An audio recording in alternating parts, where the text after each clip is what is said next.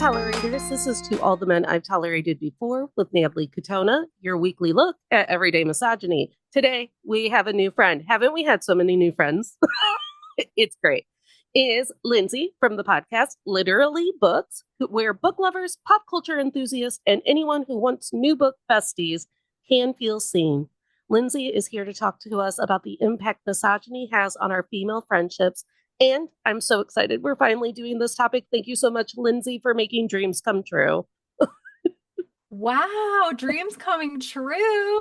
I'm not prepared for this on like a casual afternoon. Someone cue the Lizzie McGuire, This Is What Dreams Are Made Of reference right now. Where is she with her little cartoon? The way I almost like started singing that, I have a really bad habit of nervous singing on a microphone, but I won't for No, your sanity. that is the exact vibe of this podcast. So I don't know why you would control yourself. But Talent is the reason. That's an important prerequisite. I often make up stupid little jingles for this podcast, and I'm sure people skipped right over them. They're like, "Not Natalie singing again." We know how Can't Fight the Moonlight goes. Stop. I mean, we can duet at the end of this if you want. I'll happily. For sure. Yeah. Make sure. Okay. Having an actual professional conversation, even though I have PMDD brain. Give the people what they want, which is a background on you and your podcast and why we picked this topic. Oh, my background. Okay, here's what I'm gonna read. Is it weird to read my own background, No, my own bio? I'm gonna no. do it because I don't have any sense of myself. I have no sense of self apart from what the internet tells me. So my sense of self as written by the internet is I'm a half human, half vortex of restless energy. I live in Austin with a husband. I apologize to the listeners of this podcast and two dogs who make up for the husband. And yeah, I work in tech, but I also have a fun little book podcast where we read everything and anything, trash, classics, like the next Booker Prize winner. We love it all. Yes, I love it. Uh, oh my gosh, I love that. Sorry to anyone who listens to the podcast who are also people with spouses, even though I told you not to. Uh, and the vortex. I very much feel that. Like, I am a person, but I'm also just like an entity that's floating around. That's I'm how I just a feel. mass of energy. That's science, That's ladies and science. gentlemen. I'm just a lady whose nephew likes to throw things at her. That's who I am. I get no respect from anyone, including toddlers. Okay. We wanted to talk about how our friendships changed when the women in our lives entered serious relationships or not so serious relationships, honestly. Do you want to start or do you want me to start? I want you to start. Okay. Yeah. So, my current pet peeve on how heteronormative marriages affect my friendships is, or relationships, not just marriages, is people find it so hard, and by people, I mean women, find it so hard to tell men no and to like disappoint the men in their lives, especially when that man is like the person they wake up to every day. That as a single woman who has a variety of friendships, I am always being canceled on because it's like, well, he wanted to. It's like, who is he? you know, what do you mean? I bought tickets to this. And they're like, yeah, but then also like he just really wanted to. And I was like, then you tell him also make a friend. That's how I feel. I'm like, also make a friend. One friend. This, yes, external friendships are key Yes. in any kind of relationship. I know. And I think that like the women in my life who are in relationships, they too go, damn it. Once again, I'm going to have to prioritize him. And I wish that more men had the emotional depth to have friendships. And if you don't have the emotional depth to have friendships that are strong as female friendships, then at least have the emotional depth to respect our friendships and back the fuck off. Okay, so I will tell you, I am on both sides of this because I am the friend. I am married. I am the friend who is worried that I need to include the feelings of my partner when I'm considering what I'm doing. And some of that I think is just like you kind of got to a little bit navigate them. But then on the other side of it, I'm also like, I don't fucking need you, and I'm gonna remind you by leaving you off on your own all the time. And I think, life's about balance. Yeah. I mean, I have a really fantastic brother-in-law who does feed me dinner a lot of the time because other people won't. And I was talking to my sister about it. I was like, could you imagine if you had married a man who truly could not fathom why your sister would be at your house every day? And she's like, no. And I think he knows that bring violence upon our home if he tried to be like, you're again, like a woman in your life is coming over again. like, and and we do consider my brother-in-law for a lot of things. Like my sister and I will go to Oh, I thought you skate. were gonna say you consider him a woman, and I was like, No, that's a great strategy. Just consider him a woman, and sorry, I didn't mean just to do keep that. going. Yeah. No, but we do like if I want to ask my sister to a movie, I try to make it a scary movie or like something like The Materialist where he won't feel left out, especially now that they have kids and their time out is so precious. So I'm like, if they can't get a babysitter for all three of us to see Jurassic Park, I will just see Jurassic Park by myself as an independent person who can do that on free popcorn day. And then we'll all watch it together on HBO Max like we did Sinners.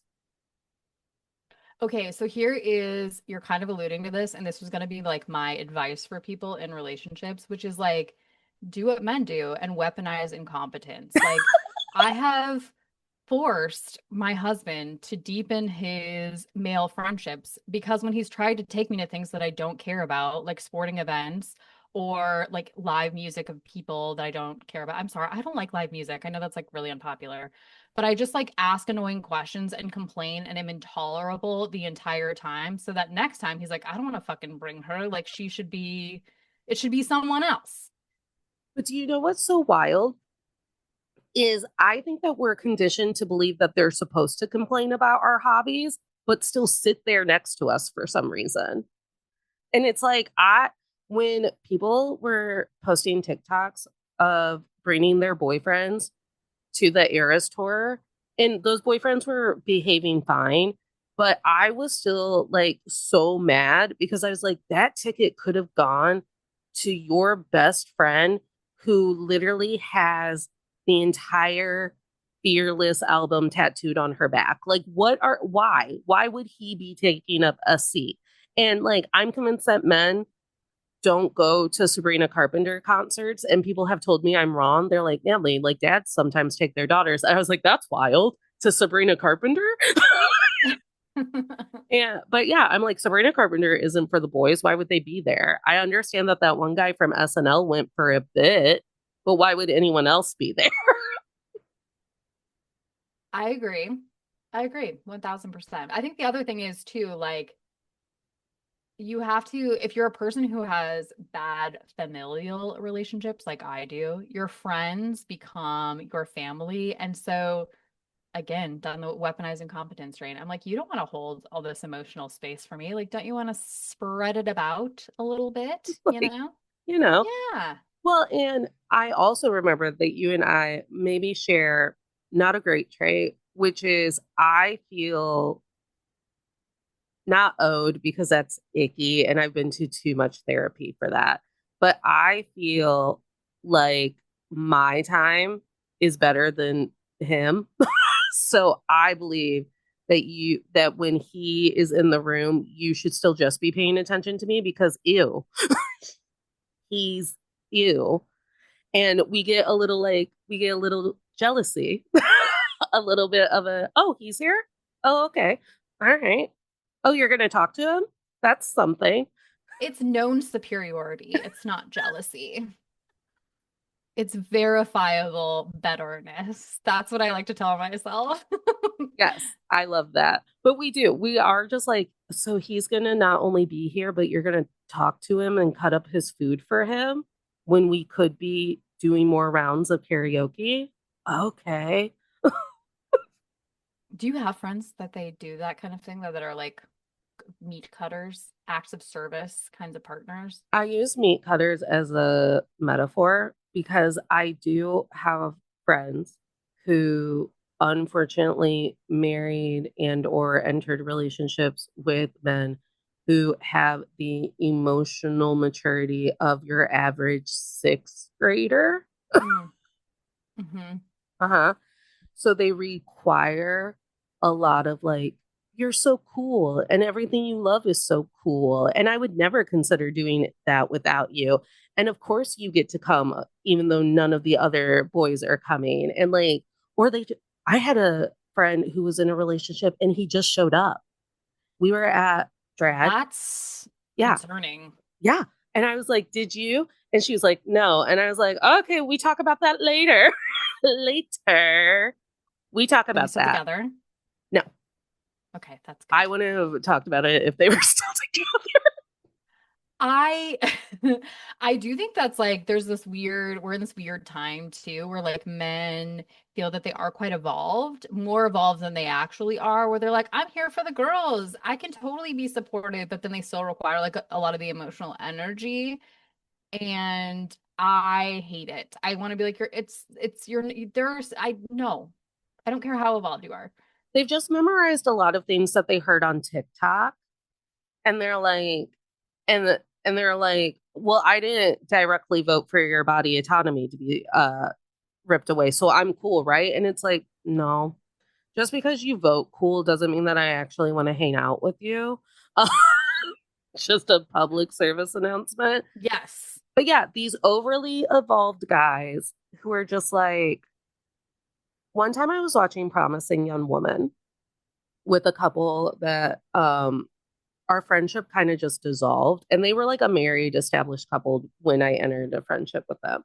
And I was watching Pretty Young Woman and I was like, this will go fine because they're also like intelligent people that you can have a conversation with. And the first thing he said is, now, do we think it's very evolved or right to make it out like every man is out to date rape a drunk woman? And I was like, the point is that's how I'm supposed to feel. Whether or not it's true, that is what I have to hold in my head. And also, the men who were taking her home while she was pretending to be drunk to gotcha them, in case you haven't seen the movie, were in fact going to have sex with her despite the fact that she was blacked out. So I'm like, also, yeah, those men are bad. Justin Long, not a great guy in the movie. Like, No, there's a few instances of this in pop culture. I think Lena Dunham does this really well in Girls. I think Promising Young Woman does a really good job of this, like investigating the nice guy persona and like what that really means. And it's like learned feminism, but like not nuanced understanding of that feminism that's been learned. And like, yeah. yeah. Because what I've noticed about the evolved feminist man is that one of their toxic traits is that when they are presented with a group of women and one or more, usually all of those women is wittier or, you know, more clever, doing better at trivia, a better bowler, if they're still not superior in some way, they spend a lot of time just like digging at the fact that they feel insecure and wanting you to know that they should still be the focal point and the better person at whatever's going on. And I don't have the tolerance for that anymore. So I literally, well, I used to be like, why are you pouting? And then when that just made them, him, I'm talking about one person. I'm When like, that I would feel just, like you have an image in your mind right now, right in this very moment. and when that would just like make him scream, because he did scream at me often in like a very like, you know how kids scream at you mid tantrum where it's like, ah! It was in that tone a lot. So finally I just got to the point and I was like, well, my coping mechanism with the fact that he's here, despite the fact that no one wants him to be, is that I'm going to pretend he's a ghost and I can't actually see and or hear him. He's your ghost. You're in charge of him. And I actually can't perceive him. Isn't that funny? That's brilliant. That's a brilliant approach. Yeah. because it drives them more crazy, but they have no reason to scream at you. I can't imagine. This is a crazy scenario that you're describing. I'm less evolved than you in that I like have a deep well of rage that I often like to tap into just to like instill fear of those around me. And so I would have chosen a lot more violence than you did, but a ghost is a much nicer, healthier approach. See, I'm so glad that you say that it's healthy. I think that that's the most diabolical thing that you can do. And I think it's because, like, my deep core wound and my actual greatest fear, I tell people that my greatest fear is to die before all of the to be read books on my to be read list on Goodreads is completed. And of course, I will because there will always be books. Of course. Yes. But what I actually am so worried about is not being ignorable, but almost being like insignificant to the thing that I am taking part in. So to make them insignificant is literally the cruelest thing that I could do to them. So it is still me being purely evil. Wow, you've made such a strong connection to me about like how you channel your anger. Wow, wow, wow, wow. Should we I've just metaphorically hold hands? Like, You just like really you took me to therapy. I love it so much because like mine is to be misunderstood, which is why I'm like a yeller and over communicator and like anger person, you know? Um, which is why, yeah, I just feel like this is where your partners get nuance that your partner's partners do not necessarily. They're gonna like accept that part of you in a way that your partner's partner not gonna care to right. you. I don't know. I like that you called your friend still your partner. You were like my partner who also has a partner. Oh, that was totally subconscious. That was totally subconscious. Well, and I think okay, so that also brings up another like the depth of fem- people who identify as female or feminine friendships because there are a lot of like friendships that end up more feminine and have more feminine traits than masculine, even if that person is non-binary or some part of the sexuality spectrum or whatever. Is I don't think, and I blame the fact that Hollywood refuses to make movies like Now and Then in the year of our Lord 2025. And I'm actually really mad at myself because I don't have any ideas on what I would write as a tween girl movie, but I desperately want there to be tween girl movies so these girls are prepared correctly for the world. Um, is that truly in my life, I have understood it to be that even though we all lived in a more modern world, we as women still wanted to gather together and gather our children together and do that all together while the men did other things that we had no business knowing. Completely. So there are actual partners. They are. I think that I'm wrapping my head around this thought right now. But I fully am a person who believes that like romantic relationships are important. But again, if you particularly if you don't have like a strong familial structure, I talk with my partner about this all the time because I'm like far over invested in my friends in probably like an unhealthy way. But I think like in those moments when you don't have like another community structure to bolster you, like you really start leaning on those friendships and like a female friendship in particular, because it's so often bonding through like shared perspective and like emotional wavelength and not shared experience.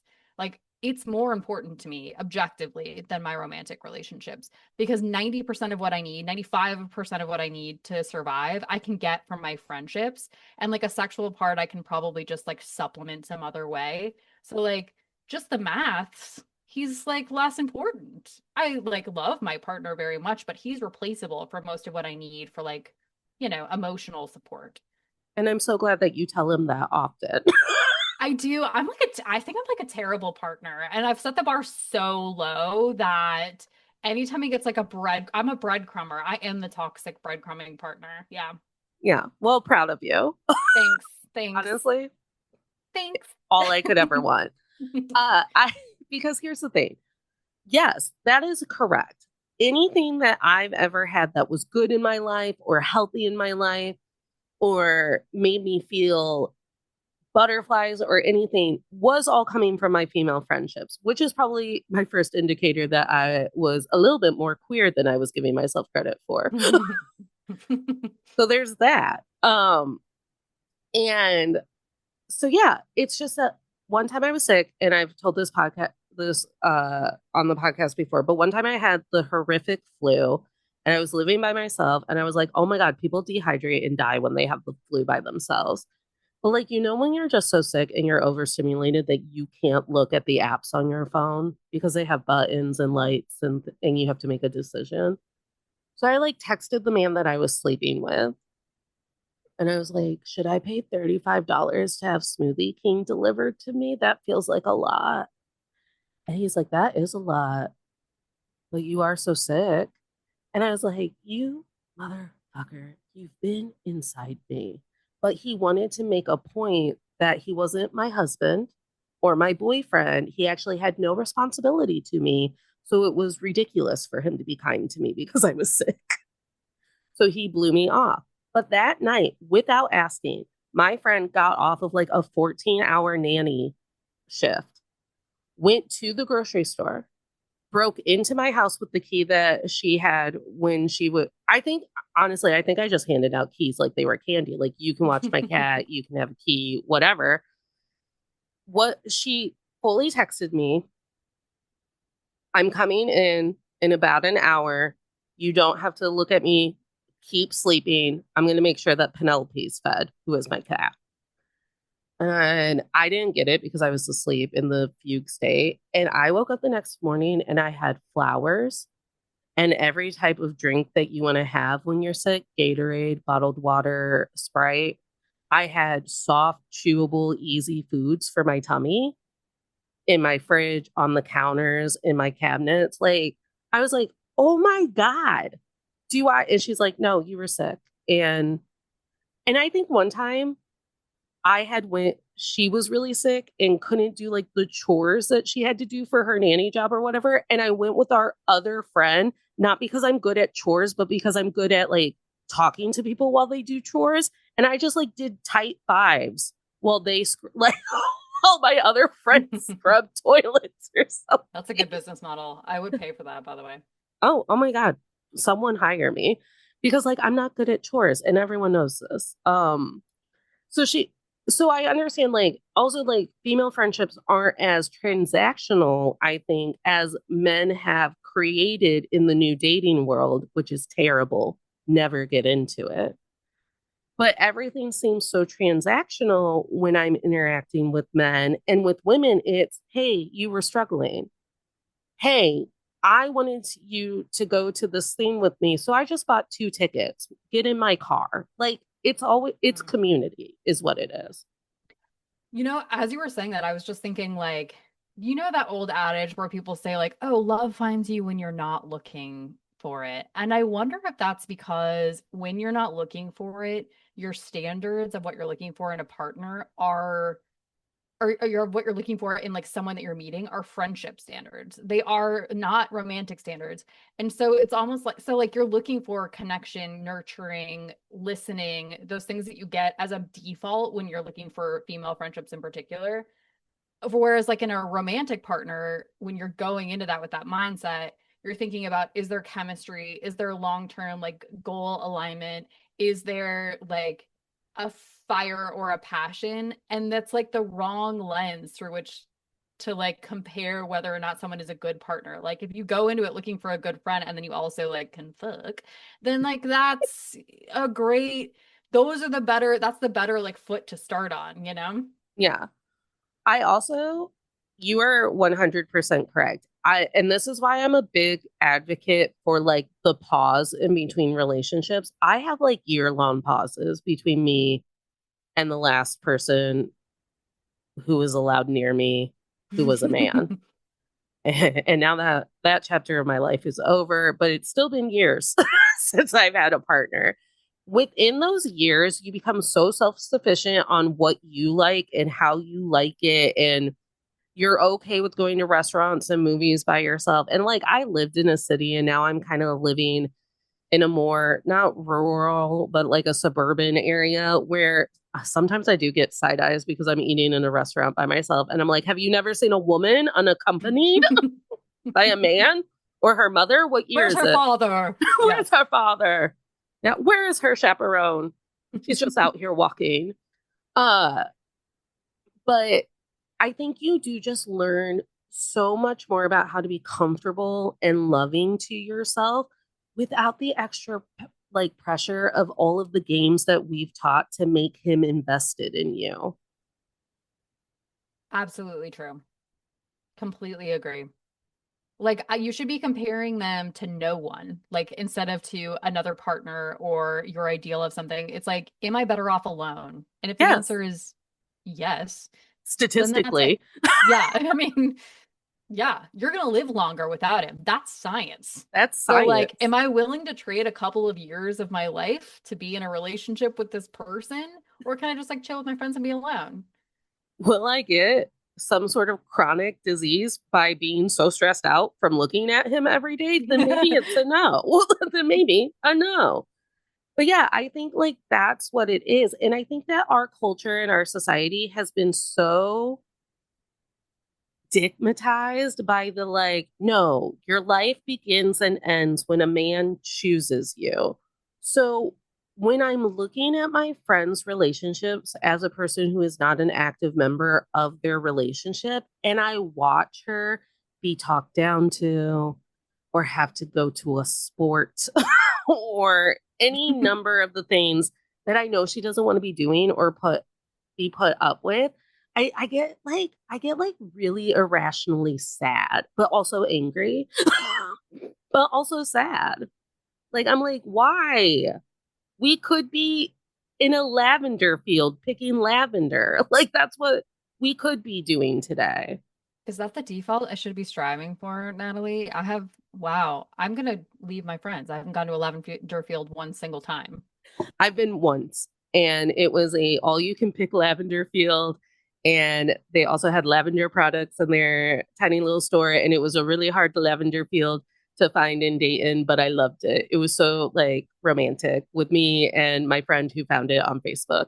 I'm sending a group text out to every single female I've ever been friends with and been like, where the fuck is my lavender field? You're cut off. I guess the more normal place wasn't the lavender field, it was the apple orchard. Like bitches love to be at an apple orchard.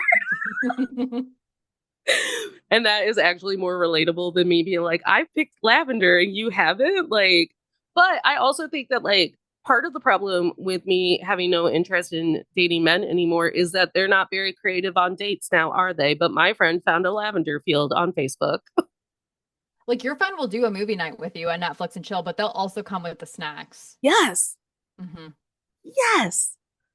And I think also watching my friends compromise things that are actually important to them because it's just easier to play to their partner's ego is something that because I've been so out of practice of it, I cannot tolerate it.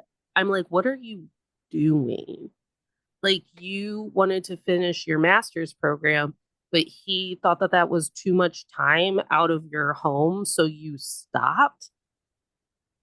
Why? Like, relationships fall apart, but a degree is a paper I think they let you keep forever. I'm not sure. Yes, with variable value, but same with men. So there you go. Do you tell your friends are you the type of friend who has those conversations with your friends? So that's going to lead into my next pet peeve that I'm currently experiencing and have been experiencing for a while. Because of this podcast, I lured myself into a false sense of security where I'm like, women want to hear how the patriarchy fucks them because they listen to my show and they still love me. So they want to hear about it. So I would ask no. So I would say the quiet part out loud.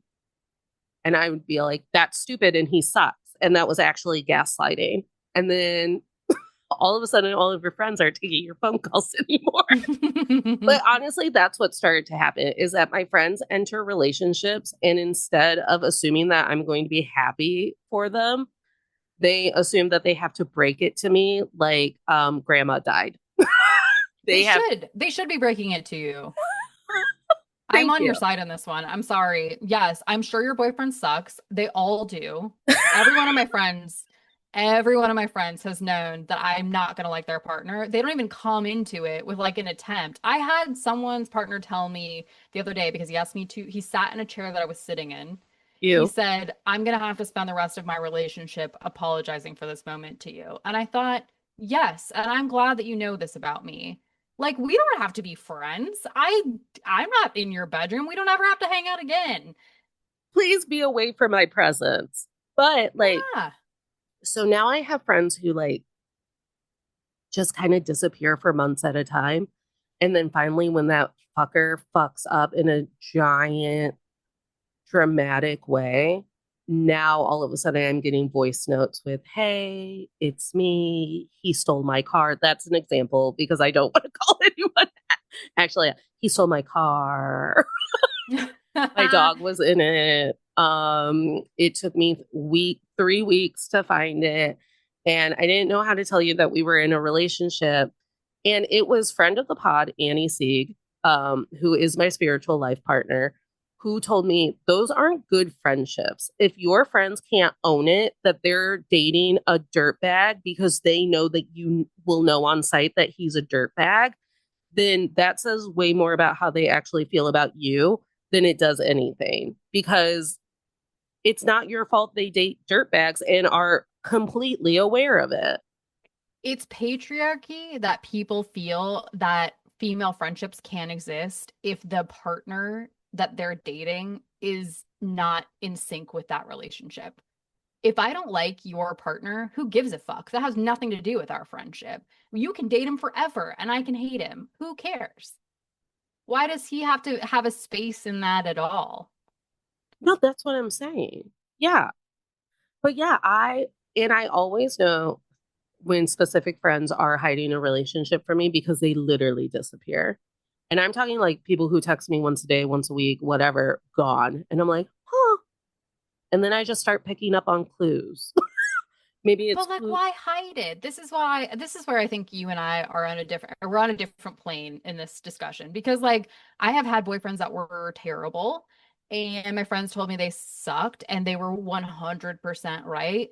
And then who cares? Like I'm still around. I still have free time. What does that have anything to do with anything? So I think the podcast has given me like this like power I never asked for over people where they're like, we can't be anything but perfect feminists who hate misogyny in front of Natalie because she's actually doing the work. And I think that's what it is. I think it's a It's a burden superior, you bear. yeah, it's like a power and a pedestal that they've put me on because I'm doing the work. And when they date or go back to a sleazeball that they've told me is a sleazeball, then they're like, how do I admit that to the queen of fighting misogyny? And I'm not the queen of fighting misogyny. Sophia Bush is. Kamala Harris is. Like, there are other Tell me more people. about okay, Sophia Bush, not the first name that came to my mind, but continue. So Sophia Bush is just like one of my hyperfixations because One Tree Hill is my entire personality now, and I'm not sure why. I am seeing Tyler Hilton to like round out my perfect summer of seeing ridiculous people in concert, like Ludacris. That's what I'm doing next week.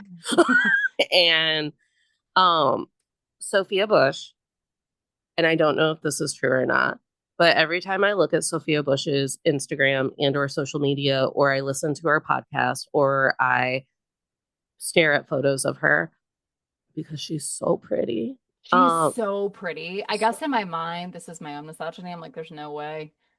oh, she's at the White House in my brain. Every day she's just banging on the White House door, screaming about the injustices done to women. Today I watched a TikTok of her on some white lady's podcast who I don't know, but she was talking about how she tried to get her hair done in a walk-in salon moment with her friend of color, and the women in the salon couldn't do a walk-in on her friend because their quote unquote like person who could do like curly hair wasn't there. And she was enraged by that. So she somehow funded a salon that was inclusive to everybody. And she made white ladies get training on how to do textured hair. You've blown my mind right now. She's so Wow. sexy. I mean, she is. She is. I just had no idea. I really need to drill down on I really need to drill down on my One Tree Hill actresses, obviously. And that's my shortcoming. You also need to be following my favorite witch, Hillary Burton, because it's the only heterosexual couple that I'm into because her and Jeffrey Dean Morgan are so hot when they stand The- next to one another that And they I have just, like the farm with the animals. uh, This I am aware. Oh my God. See, I am checked in a little bit. I just want to be in between them at all times. Do you think they'd let me? Is there a cameo for that? I think if you said like you've been abandoned by your previous family and were looking to be adopted, I've been in this shelter for 7,000 days. Show up with a sign and they'd be like, "We'll take her. We'll take her." I'm in love. I am in love with the women of One Tree Hill, and that's my right. Like, That is and Bethany Joy has put herself and me through it. But I am so enamored with her musical talent and the range of her talent that there's no better trio of women than the women of One Tree Hill, unless of course we're talking about the fictional women, which is the Hollowell sisters from Charmed. these are So parasocial female friendships. See, everyone be on notice. We don't even need them to be two-sided. They're still better. right. Deep down, I know Sophia Bush loves me. If we were in the same room together, I know she'd be so into me. And because of Sophia Bush and Glennon Doyle, when I was like, oh, I'm queer, I was like, when do I get my soccer wife? I said it out loud enough times that one of them should have arrived in the mail because Glennon got a soccer wife and so did Sophia. And I'm like, where is mine? Where is my nice, easygoing soccer wife? Someone tell me. It seems like a reasonable ask I to know. me. I thought I would just be assigned one. I'm pretty sure. I'm pretty sure. But I'm yes, fairly certain that's how it works. When you register as queer, they're like, soccer wife? yeah, Check I'm off, sure. yes, I no. thought I was going to put queer on enough surveys that they would just be like, here are some tickets to the World Series. Like, here they are. And then I'd meet a soccer wife. Um, but yeah, Sophia Bush is the queen of like fighting the patriarchy harder than I ever could because she actually like changes legislation and has money to buy like women friendly businesses and things like that. So I think what happens is like I would never be able to approach Sophia Bush and be like, sometimes I still listen to Nelly, even though he played at the inauguration. I'd never. To think of telling Sophia Bush like something like that, it's like on Love Island when Megan Thee Stallion had to tell Huda that she had to get it together. And I was like, I would simply burst into flame. I would as well because I have an anxious attachment style with my friendships. I know that's not healthy, but I think it's good because you're kind of like, it's like what you were saying about your friend. Like you're pushing. I find the need to test my friendship boundaries even more than my relationship boundaries. Like I'm showing up as imperfectly as a person can. And if you can still show up for me in return, like that's forever. And then there are my friends who have like perfectly adequate men that are attached to them or whatever. And every time they have to tell me something about them because of context of whatever they were doing, they go, I'm so sorry that I must bring him up. But the man was also there, and here's some context. And the last time it happened, it was with my, soul friend. So I told her, I was like, you don't have to do that. I am happy that he ends up treating you well. And she's like, but I'm not happy that I'm one of those girls who has to tell you about their partner because I hate it when the only thing women can talk about is their partner and what he did or didn't do well. What are the circumstances? Are there circumstances where you feel like you would be settled with your friend's partner? Like I would like them. Yeah. I Yeah, like them. No, no. I'm just talking about merely tolerate them without some modicum of disgust. Yeah. My number one rule is that my favorite type of man who has to be in the room with me is a quiet one. I love when they're quiet. Seen but not heard. Seen but not heard, just like children in the 1920s. I I want a Victorian ghost of a partner. yeah. Um yeah, I like guys who have like bi energy. Like, I mean, Jonathan Bailey isn't bi, but like if you could encapsulate Jonathan Bailey in Pedro Pascal, that's my actual example.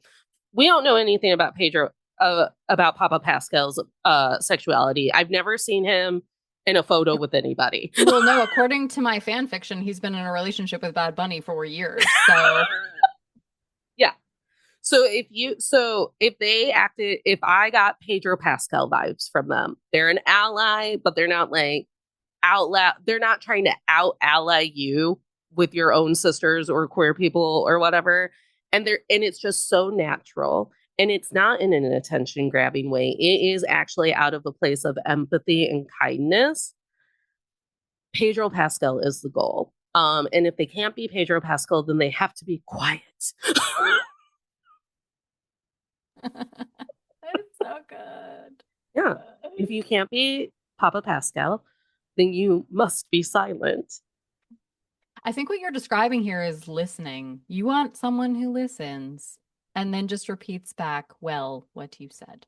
I also, so I was in an improv class recently, and there were definitely men who could play with me as a person who only focuses on issues and things that women go through.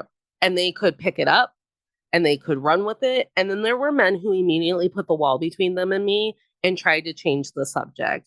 And what I find is that men who are very fluid in their gender expression and their masculinity and are willing to put it aside for whatever the moment actually calls for are men that I'm instantly comfortable with. But if I say something like, God, I had to drive home a different way last night because my Tinder date was so weird that I didn't want him to know how to get to my house easily in case like he followed me or whatever.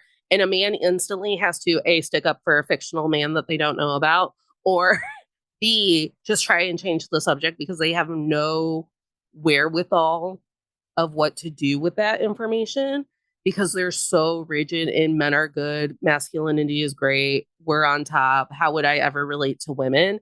I'm immediately like, so it's not even a fear response, but I do feel like I'm in like freeze state where I'm like, I, how have you, women relate to men all the time and the things that you guys have decided are problems, but you can't understand that women are in danger every day. I don't understand. This is something we talk about on our podcast a lot, and I've gotten a lot of like feedback from different people. And I think that there are multiple thoughts on this. But where people will be like, a man can't write a female's perspective, like never do it well. And it's like, can they not do it well? Because women have been doing it for like a really long time. It's just empathy, it's listening, it's research, it's like asking one single person about their experience. And I think like we have this like default, particularly with our like you see this in friends partners too, where you're just like, if you just showed like a modicum of interest in trying to like meet someone where they are instead of having to like find ways that they relate to you, you'd be fine. That's it. That's all it is. Another gross example because it's Ashton Kutcher and we hate him. I do hate him. We hate him and we want Mila to escape. Like, call me. No, No. there's something wrong there. There's something broken in her. She's too in it. She's Because she met him when when she was 14, lying and saying she was I know, but 17. she went back to him as a I full ass adult. We go to therapy. I know. You're right. You're right. I know. It's hard. It's hard. It's complicated. But there was that movie. It was called Just Friends or Fucking My Friend or whatever. And it had him and Natalie Portman in it. And Natalie Portman and her whole female apartment went down with cramps on the same day. And he like, and again, it was played up for comedy. Like, look at this man going into the trenches of all of these women. Plus, I think a gay guy who had like sympathy cramps. So, like, I remember that being in the scene, but tell me I'm wrong. And he's making hot water bottles and giving them Twizzlers and chocolates and like crying to the Notebook with them or what. It probably wasn't the Notebook that was out, but whatever it would have been. And I'm like, okay, yeah, that. A man who, because the opposite is men who are like, ew, did you have your period? You have to take the garbage out immediately. What if I was subjected to that? Like, You need to go to your shed and come back in 1 week. yes, Your period shed. yes. And believe me, I would love a period shed. Please build me one. But it makes me think of my one of my grandma figures was the nurse at my mom and aunt's school when they were growing up. And my aunt told me one day that this grandmother figure explained to all of them how their period worked, like because one of them got it or whatever. And she put them in the nurse's office and she's like, this is how your period works. And then she was like, and when you're on your menses, you're going to want to keep magazine or newspaper clippings in your bag or in your purse because then you can wrap them up in a little parcel and the janitor will never have to see it. And it's like, that's what I'm talking about. The fact that they can't ever be inconvenienced with something that our body does every month. So I should stop sticking my pads on my partner's pillow every day. Is that what you're saying? Okay. Because I like make him a bed out of it, like a nest. And then I say, you go here and you sleep in this. Revel in my shedding. Yeah. And I fully wear period underwear at this point, and you have to hang them dry. So, like, it's like, why are those thick panties everywhere? And it's like, those are my period underwear. They're filled with the blood of my ancestors. I don't know. Yeah, but there's a difference. So I think that's the energy. Men who can actually play within the confines. I guess it's actually throwing away the confines of these social gender norms that we have. Because I also had men in that improv class who would play women. And it wasn't even because the scene, quote unquote, made them. Like, I didn't assign them Sally. They just like picked up and decided that they were a woman in that scene. And I'm like, this is what I'm talking about. These are the type of men that I feel comfortable with. Men who aren't so Midwestern about what it means to be a man. I'm from the Midwest, so I have to say the Midwest gets a bad rap. There are, but yes, I agree. Well, yeah, I'm taking this improv class in the Midwest, but the type.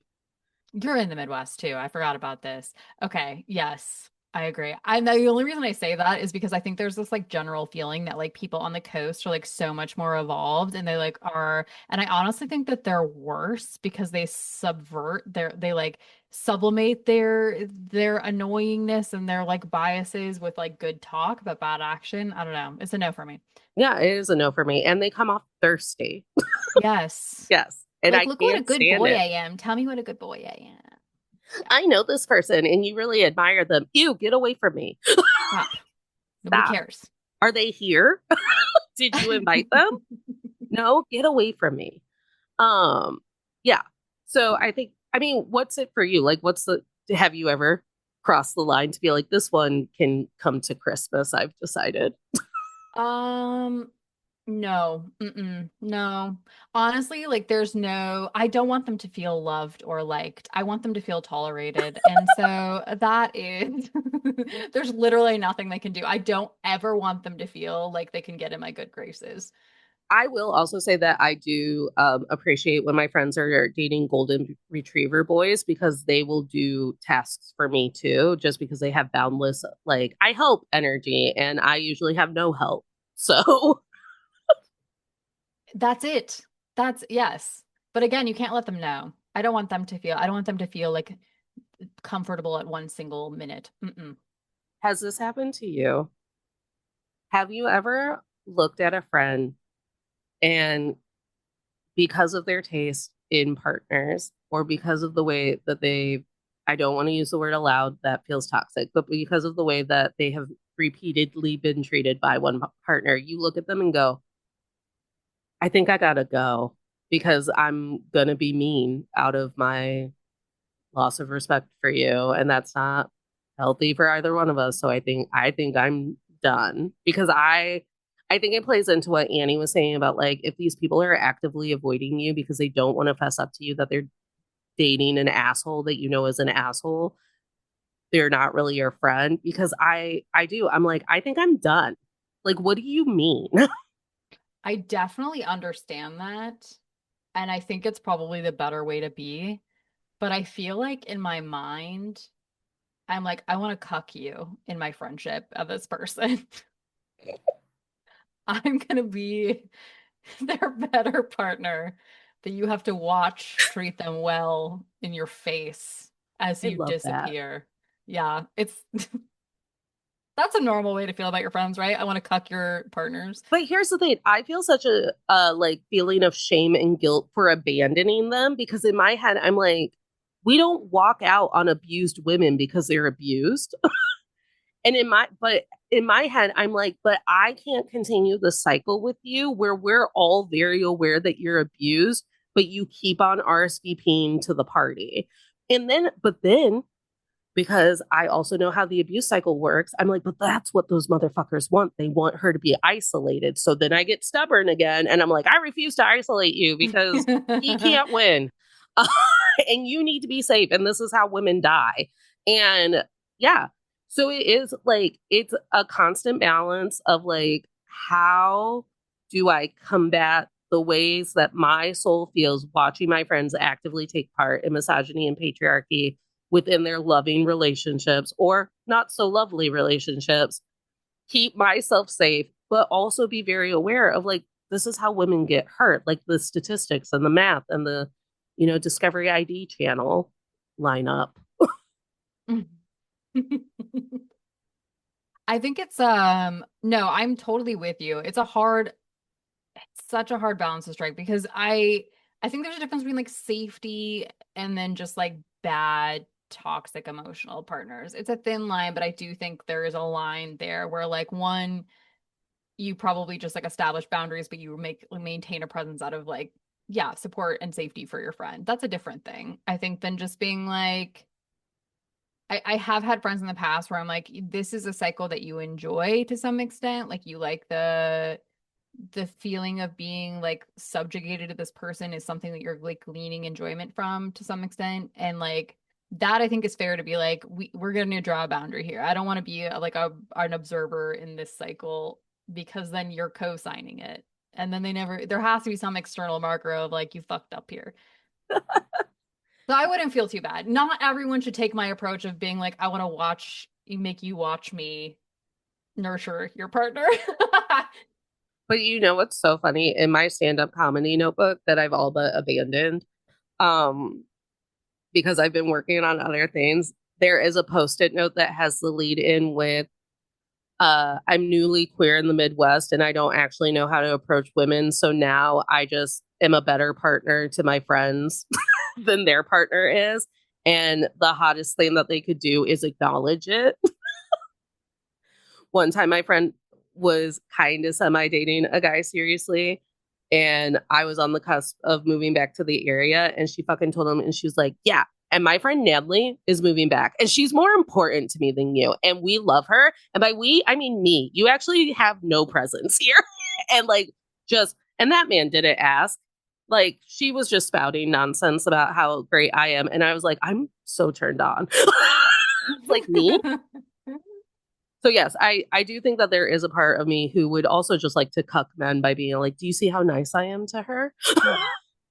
Do you see this? Do you see this listening, this compassion? Do you see this? Do you see how she's comfortable crying in front of me? Do you see? I want you just to like, yeah, you like lean in for the hug, you're rubbing their hair, and then you just lean over and give a little, you know? Yes. Which, to be fair, is a fantasy I've had about several of the women involved with Critical Role and their husbands. I've always been like, how do I cut these giant men who play TTRPGs? This has Because, now become just like this is an erotica podcast now. It has yes, nothing to do with yeah. Which I'm sure is some sort of, no, it's just a fun fantasy for me. And I'm going to keep it in my spank bank. And you know what? You're all going to let me have it. But yeah, I like it becomes a struggle when I know that I've reached the brink and I'm like, I can't do it one more time. But I do hope that even if I'm not actively doing it one more time with that woman knows that if she should call me at 2 a.m. to be like, I gotta go and we have an hour to do it, boom, I'm in the car. 1000%. Friendship should be a long I don't know, a historical thing. Yeah. Yeah, well, because I was raised by women who would literally throw me in the road if I didn't get in the car. Like my best friend has always been like, "Hey, your aunt is on my phone call list. Should I need to get out of my marriage? Your aunt, not my mom, your aunt." And I'm like, "Oh, okay." And it's because my family, I don't know if we talked about this in our pre-chat, but like my family did not give me the women in my family did not give me the impression that the men in our family were actually all that important to us. No, a matriarchy. I also come from a matriarchy, and I feel like that is a recipe for a good female friend. Like you learn how to navigate the difficulties of like being in a large group where people have different personalities and getting over it and moving on from conflict, but also showing up. It is the recipe. And on this side of my family, like so many good men. And I think so I attribute it to my grandmother being widowed young while my mom and her siblings were still young. And just like that they had to. Like she was just in charge because the other guy, God had other plans, I guess.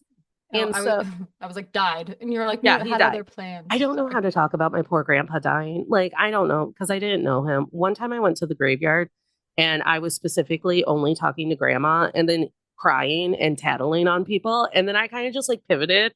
I was like, "Hi, grandpa." Oh God. Yeah. Mm-hmm.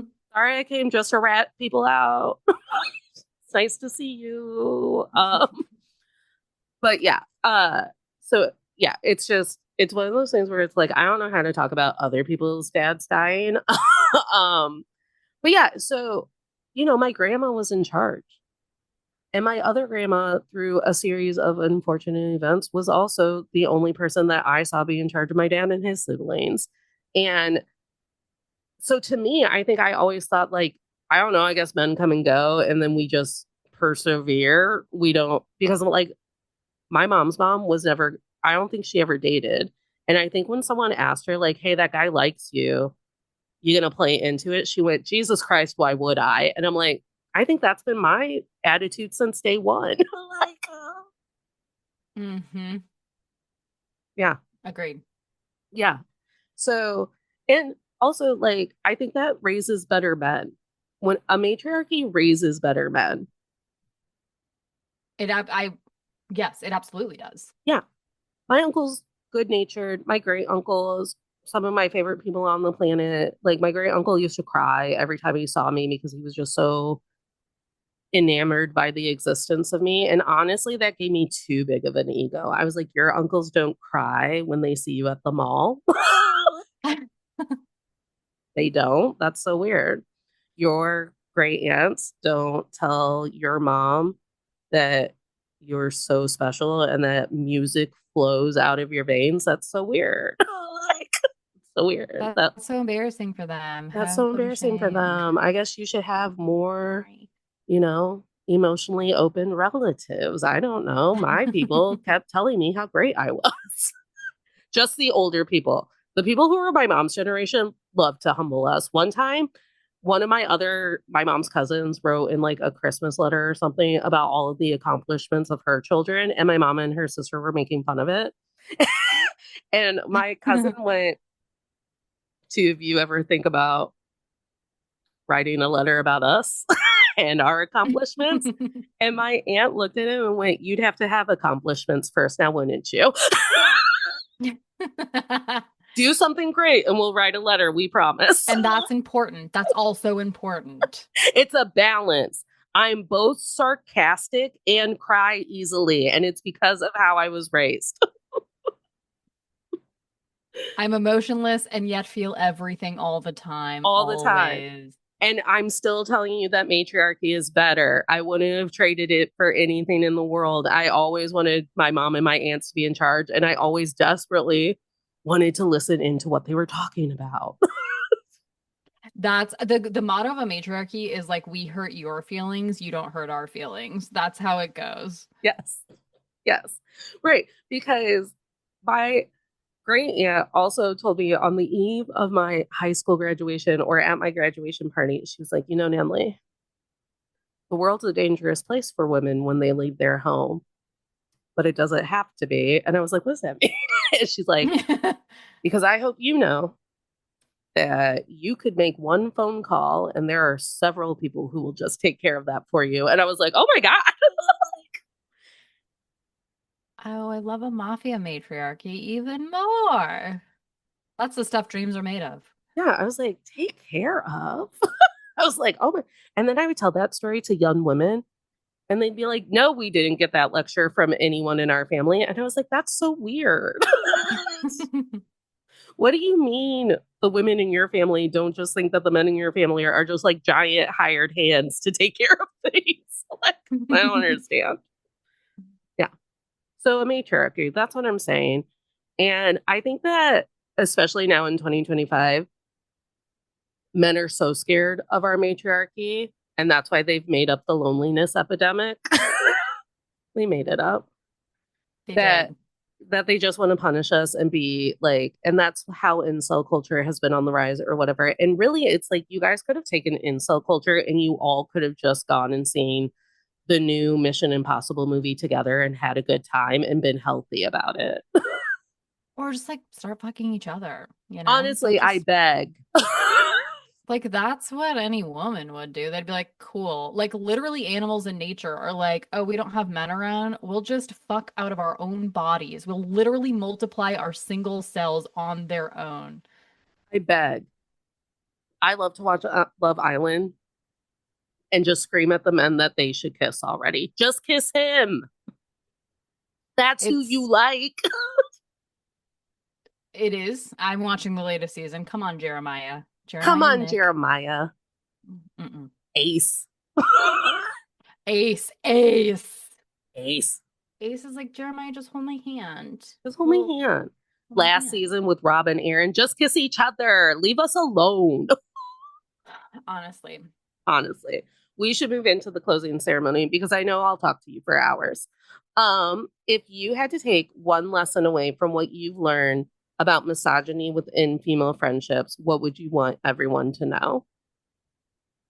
I would want everyone to know that friendships as relationships do not have to integrate partners. Those can be two separate things. I actually love that because we're told the opposite so often that we have to accept these partners and being a friend means being his friend too, or whatever. And we don't. If you left them alone long enough, I think they'd find a friend. They'd have to because of survival or something, or they'd at least learn how to use the DoorDash app on their phone and feed themselves. Completely agree.